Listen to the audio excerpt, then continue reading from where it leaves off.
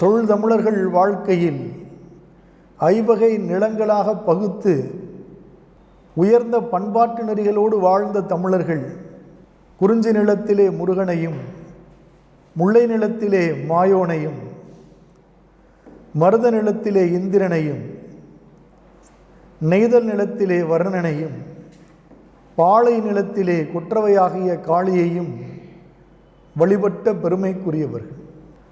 அந்த முல்லை நிலத்தில் இருந்த மாயோன் அவனே வைணவ சமயத்தினுடைய முழுமுதற் கடவுளாக விளங்குகின்றான். அந்த மாயோன் பின்னால் வட இந்தியா முழுமையும் பரவி அவனுக்கு பல்வேறு நாமங்களை சூட்டி அவனுக்கு பல்வேறு புராணங்களை இயற்றி புதிய புதிய வழிகளிலே மக்களிடம் பக்தியை கொண்டு போய் சேர்த்த வரலாறு உண்டு.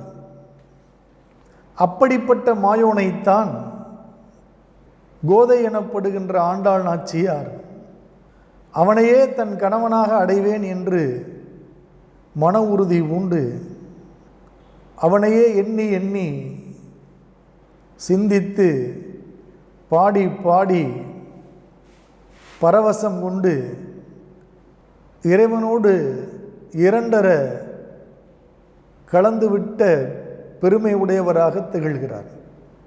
திருவில்லிபுத்தூரிலே ஆழ்வார்களுள் தலைமையானவராக கருதப்படுகின்ற பட்டர்பிரான் என்று அழைக்கப்படுகின்ற பெரியாழ்வார் அவர் குழந்தை பேரற்று இருந்தபொழுது ஒவ்வொரு நாளும் இறைவனுக்கு தொண்டு செய்வதையே தனது தலையாய கடமையாக அர்ப்பணித்து வாழ்கின்ற வாழ்க்கை உடையவராக இருக்கின்றார். தினந்தோறும் நந்தவனத்திற்கு சென்று தானே பூ பொறித்து தானே மாலையாக தொடுத்து அம்மாலையை எம்பெருமானாகிய பெருமாளுக்கு அணிவித்து அகமகிழ்ந்து முகமகிழ்ந்து வாழ்கின்ற வாழ்க்கை உடையவராக இருக்கிறார். ஒரு நாள் அவ்வாறு அவர் நந்தவனத்திற்கு செல்கின்ற பொழுது அங்கே அழகிய பேழையிலே ஒரு பெண் குழந்தையை கண்டெடுக்கின்றார். நந்தவனத்தில் கிடைத்ததால் கோதை என்று பெயரிட்டு வளர்க்கிறார். கோதை என்றால் மாலை என்று பொருள். கோதை வளர்கிறாள். ஒவ்வொரு நாளும் பெரியாழ்வார் மாலையை தொடுத்து வைத்துவிட்டு நீராடச் செல்கின்ற பொழுது அந்த மாலையினை எடுத்து தான் அணிந்து கொண்டு தன்னை கண்ணாடி முன்னின்று அழகு பார்த்து கொள்கின்ற பெண்ணாக இருக்கிறார். கோதை இப்படி அணிந்து சூடிக்கொண்ட மாலையைத்தான் பெரியாழ்வார் தினந்தோறும் அவரை அறியாமல் நடப்பது தெரியாமல் எம்பெருமானாகிய பெருமாளுக்கு சூட்டி வருகிறார். வளர்ந்த கோதை பெரிய பெண்ணாகி இளமை பருவத்தை அடைந்து விடுகிறாள். அப்பொழுது கண்ணாடி முன்னின்று தன்னை அழகு பார்த்து கொள்கின்ற அந்த பண்பு மேலும் வளர்ந்து நிற்கிறது. பெரியாழ்வாரால் தொடுத்து வைக்கப்பட்ட மாலையை இப்பொழுது எடுத்து தன்னை அழகு பார்க்கின்ற பொழுது மேலும் மேலும் தன்னை பார்த்து கொண்டே இருக்கிறார். அத்தனை அழகுடையவளாக திகழ்கிறார். திருமகளே இந்த மண்ணில் ஆண்டாளாக அவதரித்தாள் என்றுதான் இன்று வரையும் பக்தி இயக்கம் முழுமையாக நம்புகிறது. அப்படி திருமகளே அவதரித்தால் எத்தனை அழகுடன் இருப்பாளோ அத்தனை அழகும் கொண்டவளாக கோதை இருக்கிறார். ஒரு நாள் மெய் மறந்து அப்படியே அமர்ந்திருக்கின்ற பொழுது மாலையை சூட்டியபடி அமர்ந்திருக்கின்ற பொழுது நீராடச் சென்ற பெரியாழ்வார் வந்து இக்கோலத்தை பார்த்தவுடன் மனம் வருந்தி இறைவனுக்கு தொடுக்கப்பட்ட மாலையை நீ சூட்டலாமா என்று கோதையிடம் வருந்தி பேசி மீண்டும் நந்தவனத்திற்கு சென்று பூக்களை பறித்து வந்து மாலையாக தொடுத்து இறைவனுக்கு கொண்டு போய் சூட்டுகிறார்.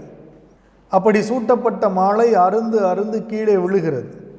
மீண்டும் மீண்டும் அம்மாலையை இறைவனுக்கு சூட்டுகிறார். அருந்து விழுகிறது. பெரியாழ்வாருக்கு வருத்தம் தாங்கவில்லை.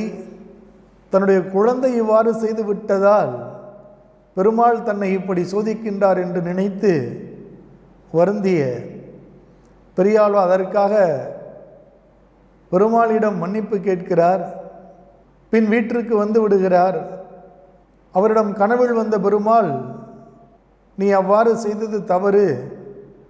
ஒவ்வொரு நாளும் கோதை சூட்டிய மாலையைத்தான் எனக்கு அணிவித்து கொண்டிருக்கின்றாய். அதனைத்தான் நான் மனம் உவந்து மனம் மகிழ்ந்து ஏற்றுக்கொள்கிறேன். இன்று நீ கோதையை வருந்தும்படி செய்து கோதை சூட்டாத ஒரு மாலையை எனக்கு கொண்டு வந்து அணிவித்ததால் தான் அம்மாலை அவிழ்ந்து விழுந்தது. அதனால் இனி நீ தொடுக்கின்ற மாலையை கோதை சூட்டி தந்ததற்கு பிறகு எனக்கு வந்து சூட்ட வேண்டும். அம்மாலைதான் எனக்கு உகந்தது, ஏற்றது, அதுதான் எனக்கு மனமகிழ்ச்சியை தருகிறது என்று கனவிலே பெருமாள் உரைக்கிறார். இதனை கேட்ட பெரியாழ்வார் அதிர்ந்து, கோதை என்று தான் வளர்க்கின்ற அந்த பெண் இறைவனின் பூரண அருள் பெற்றவளாக இருக்கிறாள்.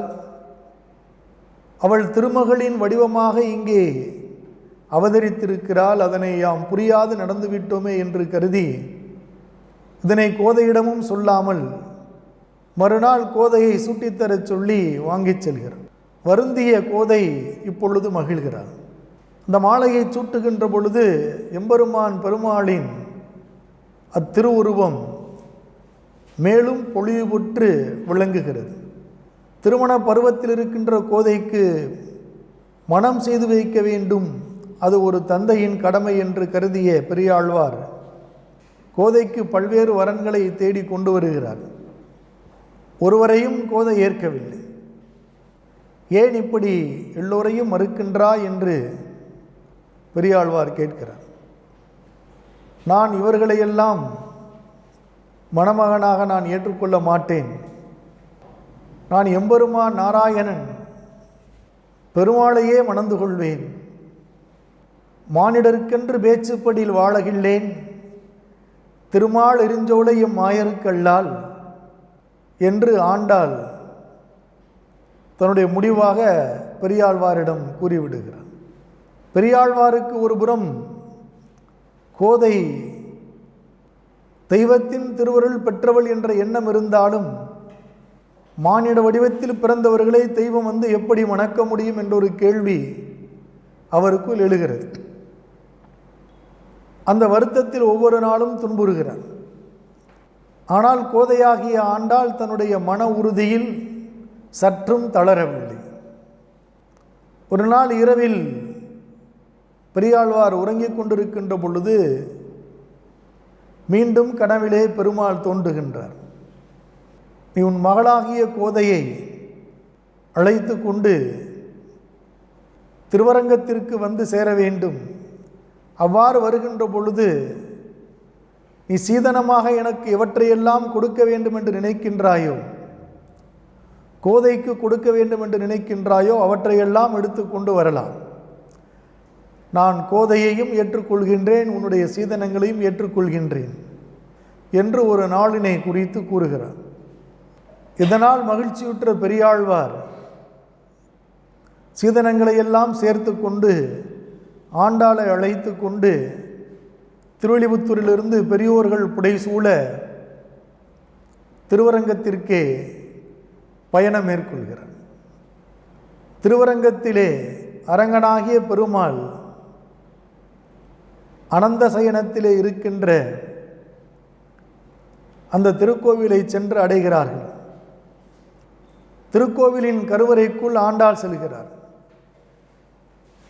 கருவறைக்குள் சென்ற ஆண்டாள் மீண்டும் திரும்பவில்லை, இறைவனோடு கலந்து விட்டார். இதுதான் ஆண்டாள் பிறந்து வளர்ந்து இறைவனோடு இரண்டர கலந்த கதை. ஆண்டாள் சூடி கொடுத்த மாலையை எம்பெருமானாகிய பெருமாள் சூடிக்கொண்டதால் சூடித்தந்த சுடற்குடியாகிறாள் ஆண்டாள். அன்னை தமிழுக்கு அழகிய 2 நூல்களை ஆக்கி தந்தவர் ஆண்டாள். திருப்பாவை என்றும் நாச்சியார் திருமொழி என்றும் அந்த 2 நூல்களும் அன்றிலிருந்து இன்று வரை, தமிழ் உள்ள காலம் வரை, தமிழர்கள் உள்ள காலம் வரை இசைத்தமிழின் அழகிய வடிவமாய் பக்தியை பாமரருக்கும் கொண்டு போய் சேர்க்கின்ற பைந்தமிழாய் ஒலித்து கொண்டே இருக்கும் என்பதில் எவ்வித ஐயமும் இல்லை.